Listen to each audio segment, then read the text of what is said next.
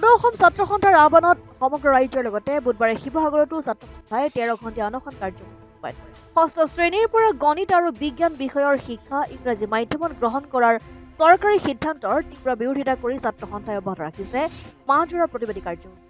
বুধবাৰে শিৱসাগৰত আছুৰ এই প্ৰতিবাদী কাৰ্যসূচীত অংশগ্ৰহণ কৰি আছুৰ সভাপতি উৎপল শৰ্মা চৰকাৰৰ এনে সিদ্ধান্তৰ বিৰুদ্ধে পুনৰ সৰব হৈ পৰে। প্ৰতিবাদী অনশন কাৰ্যসূচীত আছুৰ কেন্দ্ৰীয় কাৰ্যনিৰ্বাহক সমীৰণ ফুকন, জিলা ছাত্ৰ সন্থাৰ সভাপতি সম্পাদক ক্ৰমে মানৱ হাজৰিকা আৰু দীপাংকৰ শইকীয়া উপস্থিত থাকে। যিখিনি সময়ত সমগ্ৰ বিশ্বত মাতৃভাষা মাধ্যমত শিক্ষা গ্ৰহণত আটাইতকৈ বেছি জোৰ দিয়া হৈছে, যিখিনি সময়ত ভাৰতবৰ্ষৰ নতুন শিক্ষা নীতিও মাতৃভাষা মাধ্যমতে শিক্ষা গ্ৰহণত আটাইতকৈ বেছি জোৰ দিছে, আৰু যিখিনি সময়ত দেশৰ প্ৰধানমন্ত্ৰী গৃহমন্ত্ৰীয়ে মাতৃভাষা মাধ্যমত মেডিকেল ইঞ্জিনিয়াৰিঙৰ পাঠ্যক্ৰম পৰ্যন্ত প্ৰৱৰ্তন কৰিব লাগে বুলি যুঁজা চলাইছে, পোষকতা কৰিছে, ঠায়ে ঠায়ে তেনে পাঠ্যক্ৰম উন্মোচন কৰিছে, সেইখিনি সময়ত আমাৰ অসমৰ মুখ্যমন্ত্ৰী ডক্টৰ হিমন্ত বিশ্ব শৰ্মা আৰু তেখেতৰ ইচাৰা মতেদি উদ্ভৱ কৰা শিক্ষামন্ত্ৰী ৰণোজ পেগুৱে এটা হঠকাৰী সিদ্ধান্ত গ্ৰহণ কৰিছে আৰু ষষ্ঠ শ্ৰেণীৰ পৰা অংক আৰু বিজ্ঞান বিষয় দুটা ইংৰাজী মাধ্যমত পঢ়াবৰ কাৰণে জোৰ কৰি ইংৰাজী মাধ্যমটো জাপি দিছে, যিটো কথা সদৌ অসম ছাত্ৰ সন্থাই আমি আৰম্ভণিৰ পৰা বিৰোধিতা কৰি আহিছিলো।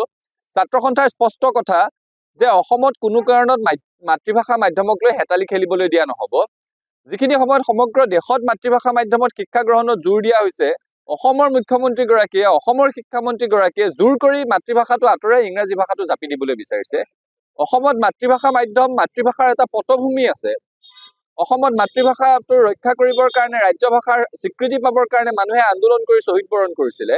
অসমত মাতৃভাষাটো উচ্চ শিক্ষাত মাধ্যম হিচাপে তিষ্ঠি থাকিবলৈ সেই মৰ্যাদা বাহাল ৰাখিবৰ কাৰণে মানুহে আন্দোলন কৰি শ্বহীদ বৰণ কৰিব লগা হৈছিলে।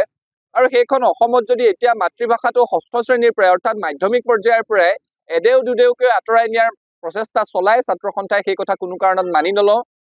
এই গোটেই কথাটো গোটেই কেবিনেট সিদ্ধান্তটো বাতিল কৰিবৰ কাৰণে ছাত্ৰ সন্থাই দাবী জনাইছো। ইয়াৰ আগতেও আমি সদৌ অসম ছাত্ৰ সন্থা, নিখিল বড়ো ছাত্ৰ সন্থা, বড়ো সাহিত্য সভা, অসম সাহিত্য সভাই যৌথভাৱে ইয়াৰ প্ৰতিবাদ কৰিছিলো। অসমৰ প্ৰায়বোৰ শিক্ষক সংগঠনে এই হঠকাৰী সিদ্ধান্তৰ বিৰোধিতা কৰিছিলে, কিন্তু চৰকাৰখন আকুৰগুজ হৈ আছে আৰু সেইকাৰণে এতিয়া আমি ধাৰাবাহিক আন্দোলন অব্যাহত ৰাখিছো। আজি সমগ্ৰ অসমতে 13 ঘণ্টীয়া অনশন কাৰ্যসূচী ৰূপায়ণ কৰা হৈছে। ইয়াৰ আগতো জিলাই জিলাই বিক্ষোভ হৈছে, আঞ্চলিকে চাইকেল সমদল হৈছে, পুতলা শিক্ষামন্ত্ৰী ৰণোজ পেগুৰ প্ৰতিকৃতি দাহ কৰা হৈছে আৰু আজি 13 ঘণ্টীয়া অনশন সমগ্ৰ অসমতেই অনশন হৈছে। আমি আজি সদৌ শিৱসাগৰ জিলা ছাত্ৰ সন্থাৰ উদ্যোগত অনুষ্ঠিত এই অনশন কাৰ্যসূচীত অংশ লৈছোহি আৰু ইয়াৰ পৰা চৰকাৰক স্পষ্টভাৱে বাৰ্তা দিব বিচাৰিছো যে ষষ্ঠ শ্ৰেণীৰ পৰা অংক আৰু বিজ্ঞান ইংৰাজী মাধ্যমত পঢ়োৱাৰ হঠকাৰী সিদ্ধান্ত আপোনালোকে বাতিল কৰক, অন্যথা মাতৃভাষাক লৈ হেতালি খেলালে ছাত্ৰ সন্থা ৰৈ নাথাকিব। ছাত্ৰ সন্থা আৰু ৰাইজৰ ক্ষোভৰ সন্মুখীন হ'বলৈ চৰকাৰখন সাজু থাকিব লাগিব। পৰ্যাপ্ত সজাগতা যদি বৃদ্ধি নহয় আৰু পৰীক্ষা কেন্দ্ৰসমূহত যদি চোকা দৃষ্টি ৰখা নাযায়, তেতিয়াহ'লে কোনো আইন প্ৰণয়ন কৰি নকল ৰোধ কৰিব নোৱাৰিব। আৰু আইনটো প্ৰণয়ন কৰোঁতে এই কথাটো চাব লাগিব যে লঘু দোষত গুৰু শাস্তি হৈছে নেকি, সেই কথাটো চাব লাগিব। কাৰণ মেট্ৰিক পৰীক্ষা দিয়া, হায়াৰ ছেকেণ্ডেৰী পৰীক্ষা দিয়া ছাত্ৰ ছাত্ৰীসকল 18 বছৰতকৈ কম বয়সৰ হয়। এতিয়া 18 বছৰতকৈ কম বয়সৰ যিকোনো ব্যক্তিয়ে কৰা যিকোনো অপৰাধৰ কাৰণে জুভেনাইল এক্টৰ অধীনত তেওঁলোকৰ বিচাৰ কৰা হয়। তেনেস্থলত আমাৰ শিক্ষামন্ত্ৰীগৰাকীয়ে কি ভাবি চিন্তি এই আইনখন আনিবলৈ বিচাৰিছে আমি নাজানো, কিন্তু ছাত্ৰ সন্থাৰ এটা কথাত সম্পূৰ্ণ সমৰ্থন থাকিব। প্ৰশ্ন কাকতৰ বেহা বেপাৰত যিসকল জড়িত হৈ আছে, প্ৰশ্ন কাকত ফাদিল কৰি পৰীক্ষাৰ সততা আৰু গোপনীয়তা যিসকলে ভংগ কৰিছে, তেওঁলোকক কঠোৰৰ পৰা কঠোৰ শাস্তি দিয়ক, আমাৰ ক'বলগীয়া নাই।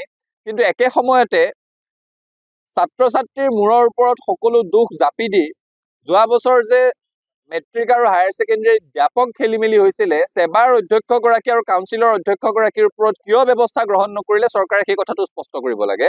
অৰ্থাৎ বৰমূৰীয়াসকলক ৰক্ষণাবেক্ষণ দি সমগ্ৰ দুখ কেৱল ছাত্ৰ ছাত্ৰীৰ ওপৰত জাপি দিব খোজাৰ প্ৰৱণতাটো শুদ্ধ নহ'ব আৰু লঘু দোষত যাতে গুৰু শাস্তি নহয়, ছাত্ৰ ছাত্ৰীৰ ভৱিষ্যত যাতে সুৰক্ষিত হয়, সেই সম্পৰ্কে চকু ৰাখিবৰ কাৰণে চৰকাৰক বিশেষভাৱে আহ্বান জনাইছো। শিৱসাগৰৰ পৰা ছৈয়দ মুস্তাকুৰ ৰহমানৰ ৰিপৰ্ট, অসম আদিত্য।